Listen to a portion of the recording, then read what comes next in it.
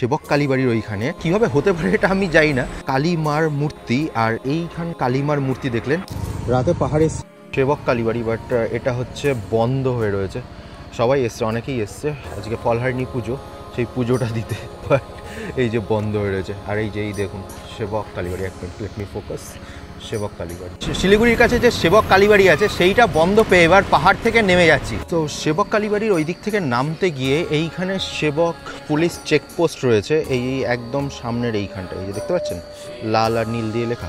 তো তার পাশেই হচ্ছে একটা মন্দির রয়েছে, কালী মন্দিরই রয়েছে, এই যে কালী মন্দির একদম এই রাস্তার গা ঘেঁষেই রয়েছে। মন্দিরটা দেখাচ্ছি, কিন্তু তার আগে একটা স্ট্রেঞ্জ ব্যাপার শুনে নিন। মানে কীভাবে হতে পারে এটা আমি জানি না।